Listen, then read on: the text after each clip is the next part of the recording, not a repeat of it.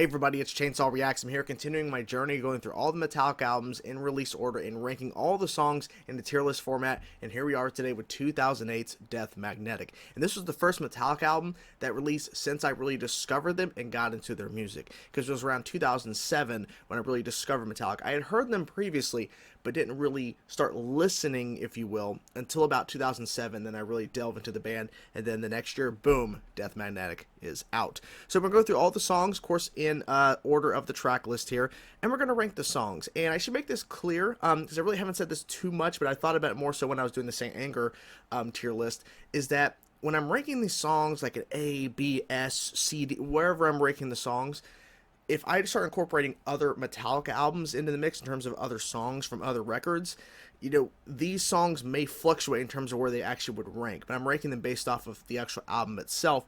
Where would I rank them, you know, on the album alone, thinking about that particular album? I'm not looking at Death Magnetic and thinking about the rest of their discography while ranking these songs. I'm focusing on just these. So anyways, rambling over, let's get into it. That Was Just Your Life. We're going to start off with A. No question. This is a great opener. It reminds me a lot of Battery and a little bit of Blackened, but more so Battery is kind of the vibe, and I think that's what they were kind of going for, because this album is a return to form in a sense, because Saint Anger, that's a whole separate discussion, but the idea was to go back to the roots, if you will, of Metallica with this record, and they succeeded in terms of the songwriting for the most part.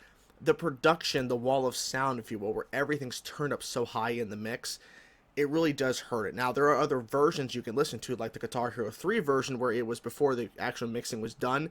A little bit better quality on the actual songs itself. And then there's people who have went on and remastered, in a sense, their own way to try to fix the quality of the songs. But the main thing I'm looking at here is, yes, the sound issue is there, but it's the actual songwriting. And That Was Just Your Life is a great opener, in my personal opinion, and it really packs a punch, and I really enjoy the track. I wish Metallica would represent it and play it more, because when the Death Magnetic, like World, or what they called it, World Magnetic Tour ended, they have not really touched this song hardly ever. And the same thing with the rest of these songs, for the most part. The Day That Never Comes is really the only one that survived, and a little bit of Cyanide as well. So yeah, but That Was Just Your Life. Great opening, packs a punch, and starts off the album in a great way. The End of the Line, we're going A as well. I think a great follow-up. Now, we heard bits of this before the actual release of the actual album itself, because they had put out a song called The New Song, but it was really titled by fans, Death Is Not the End, based off of the actual original, like, chorus. So, there's bits of that song here in The End of the Line. So it's a pretty good follow-up, in my opinion. I prefer That Was Just Your Life over it, but I still think The End of the Line is a great track that I think is a great kind of companion, if you will, to That Was Just Your Life. The End of the Line really packs a punch as well, and some pretty cool guitar riffs, and some great vocals from James as well. Some pretty good stuff there. Broken, Beaten, Scarred. I'm going to surprise some people. I'm going S from this record. I really, really love this song, and I think what really hit me was I love the opening. It's very catchy, it's very groovy, and the chorus is really cool as well. And I just like the whole entire structure of the song, and James sounds great here. He sounds really damn good on the entire album, but I really like some of his vocal decisions, and some of the melody he does a little bit with the actual vocals on Broken, Beaten, Scarred, especially here. So we're going S in my personal opinion. The Day That Never Comes, we're going A. We're going A. I think it's a great companion piece when you look at the kind of ballads, if you will, because when you look at like Fade to Black, Welcome Home, One, they're ballads, but it's like the first half is a ballad, and the back half is where the things really start to pick up and the song shifts and goes to another direction. The Day That Never Comes does the same thing. The Day That Never Comes follows that same kind of pattern, and I do love the main riff itself. It's really just kind of like easy to listen to. It really changes up the vibe of the record, because the first three tracks are hard-hitting tracks and really aggressive songs in their own way. The Day That Never Comes shows up, and it really changes, like, oh, it's the ballad now. But we have another kind of ballad song to get to later on in the album, but I think this is a nice companion piece to their earlier kind of ballad tracks. To me, it doesn't hit the same level, it isn't the same quality as those three songs, Fade to Black, Welcome Home, One, but it definitely is a pretty good follow-up in terms of that kind of style of song, and I'm glad that Metallica did follow the suit and try to do that, you know, a song like that in that kind of style, because they still play it live from time to time. So it still sticks around, so that's good. All Nightmare Long, we're going S tier. This is a freaking great track. I think it really stands out in terms of the opening heaviness, because right after The Day That Never Comes, it has this crazy back half. All Nightmare Long is just relentless, and I just love the vocals, I love the lyrics, and Kirk's guitar solo work on All Nightmare Long. A lot of it's great on the album, but to me, I think All Nightmare Long is where he really just goes crazy in some sections. And I just love overall the structure of the track, and all the transitions and everything just works in my opinion for it. All Nightmare Long definitely deserves an S spot for sure for a lot of things. It just really comes together very well. It's a very damn good track. Cyanide. We're going, oh, not C, sorry. We're going B. We're going B with Cyanide. And this may be blasphemy, because there are people that when you ask them, what is your favorite track, or some of your favorite songs off of, Death Magnetic, a lot of people will reference Cyanide. For me, it's an okay track. To me, I think it's actually the weakest song. But I don't know, because we're getting to another one that's next to, kind of iffy at points, but Cyanide to me never really caught on for me. I'll listen to it. It's catchy in some spots, but I'm not like sitting there going, I need to listen to Cyanide. But I have to give her credit as due. It is catchy, it's groovy, but I don't love the track. I definitely don't see it on the same level as the other songs before it. But Cyanide, I think it's pretty solid, but it just never really caught on for me. And I don't know, I just like the riff, da na na na na na na na na da na da. Like, yeah, it's okay, but it's just something that I don't know. Maybe they could have changed the riff a little bit. Maybe they could have done something more with the song, because it feels more so like the Black Album in a way, kind of like Load and Reload kind of in a sense, than trying to going back to the 80s kind of style, in my opinion, in terms of the thrash era. But I mean, it also kind of shows where we're heading in terms of Metallica's kind of future in their discography a little bit, hearing some Cyanide. The Unforgiven 3, we're going B as well. Like, I understand they wanted to kind of follow up their most popular song, or at least not the most popular for sure, but one of the more popular tracks, The Unforgiven. They did, of course, Unforgiven 2 and Reload, which to me is the best of the Unforgivens. The Unforgiven 3, I think to everybody, as far as I know, I've not met anybody who prefers the Unforgiven 3 over the first two, but it is obviously the weakest one. It's got some solid moments. I do like the actual verse riff itself, and the opening is cool, but if you're going to call it the Unforgiven 3, you might as well do a version of just like the Unforgiven 1 and 2 intro. But they decided to change it up, and it sounds nice, but it just doesn't feel like the Unforgiven. It feels like they named it the Unforgiven 3 just because they wanted to tie it in and create a trilogy. If they really wanted to do a trilogy, I think they should have maybe structured the song a little bit more in terms of similar to Unforgiven 1 and 2. Because the Unforgiven 2, reverses some things, adds some new elements, but it is literally a great sequel, and it really feels that same kind of vibe as Unforgiven 1. The Unforgiven 3 starts to too many turns. I can't even talk, sorry.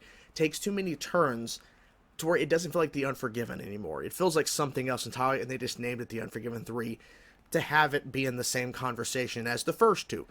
It definitely isn't. It definitely isn't in the quality of that. Kirk's guitar solo, I will say, is a highlight for sure on the song. But I really wish it was structured more so in similarity to the first two Unforgivens, so that it would actually make sense to call it the Unforgiven 3. Because you could have easily called it something else, and no one would have guessed that they were thinking it was an Unforgiven, style song. Or at least that was their thinking in terms of title. You could have retitled this and let someone listen to it. They make, oh, he says, is it me who I can't forgive, or whoever? Oh, that sounds kind of similar to Unforgiven. But I bet people who've never heard the song, if you rename it and just call it something else, let them listen to it, they would never associate it with Unforgiven 1 and 2 as a trilogy kind of wrap-up. Wouldn't happen. The Judas Kiss, we're going A. Pretty damn long. Maybe they could have cut some stuff a little bit out to kind of trim it down a little bit, because it's a damn long song.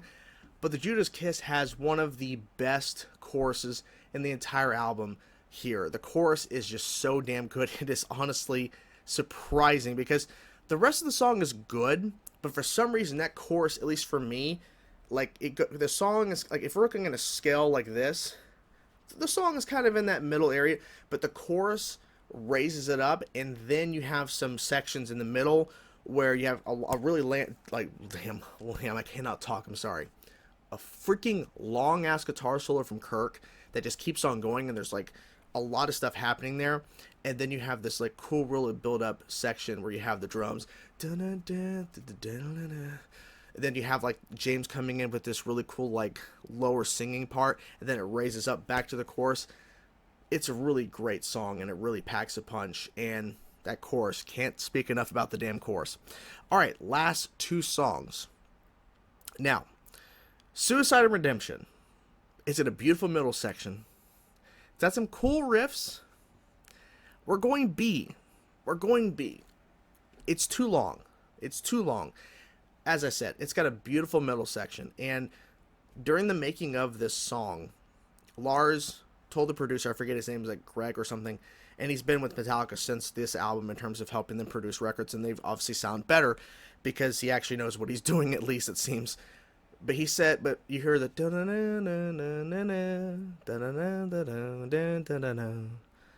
Lars said, hold on, that it sounds sad. And he's like, I have chills on the back of my neck when I listen to this song. And I think he's meaning that like that pattern is so cool. It's really beautiful, but it doesn't save the song overall, because there's certain parts like James's guitar solo. Kirk has a nice follow-up. It's not the best, but James's guitar solo is really damn good. And there's even a drum solo from Lars. It's not the best, but like they try to switch it up a little bit in terms of stuff that's going on in the song to make it stand out as an instrumental. But it's too damn long, it's too repetitive at parts, and if they would have added maybe another riff or two to kind of add some more variety to the song, then maybe it would justify being as long as it is, over 9 minutes long. But it doesn't, in my opinion. So we're going with B. My Apocalypse, we're going A. We're going A. I think it's a great closer. It definitely isn't on the same level as like a closer like Dyer's Eve or Damage, but it definitely is going for that kind of vibe. And it definitely has an old school 80s thrash riff that's going with it that Kirk actually introduced to the band, so that's pretty cool. The middle section, I think, really makes it stand out in my opinion. Like, I do like the opening.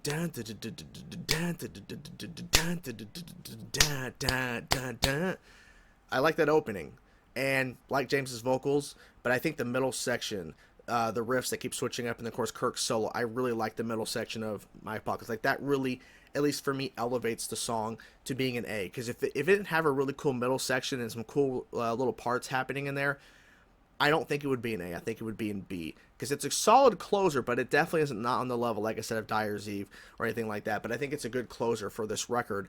And it's got a good variety of stuff. They haven't performed the song much, and it makes sense why, because it doesn't sound as good live, in my opinion, when they have performed it. But to me, when you look at the whole album, I think it's a pretty solid closer. I think I'm fine where this sits here. Broken, Beaten, Scarred, All Nightmare Long. See, I cannot talk. I'm sorry. Broken, Beaten, Scarred, All Nightmare Long, I think is great in S. That Was Just Your Life, The End of the Line, The Day That Never Comes, The Judas Kiss, My Apocalypse in A, Cyanide, Unforgiven 3, and Suicide and Redemption in B. I think this is fair where I'm going to let it sit right now. I don't know if I would make any changes, because this may fluctuate a little bit, because this album, like I said, was the first record I listened to and really got into post getting into Metallica, like a new record. And so these songs have fluctuated. There's been some songs that I think I've appreciated more over others, and it's kind of, flip-flop back and forth. But I think this is where I would literally maybe ultimately sit. Maybe there's a change here and there, but I think this is pretty good in terms of where I would rank these. Now, obviously, if we start throwing in like Ride the Lightning album, Kill 'Em All, like this would obviously really fluctuate quite a bit. But where this album stands, there's some highlights, there's some pretty good stuff, and then there's stuff that could easily be better. And I think that's overall a good record, because trust me, this could have been a failure, like at least for me. To me, it's not. It could easily have fallen apart, but thankfully it didn't. So yeah, so that's my overall thoughts. What do you guys think of Death Magnetic? Let me know your thoughts in the comments below. Hope you guys enjoyed the video. I will talk to you guys soon. I'll see you guys next with, of course, 2016, which is crazy. 8 years later, a new album. Can't even talk. See, again, I keep flubbing my words. Just take me out back. Just take me out. 8 years later, 2016, Hardwired to Self-Destruct. We'll get into that next week, and we'll see what happens with that. Hope you guys enjoyed the video. Talk to you guys soon. Peace out.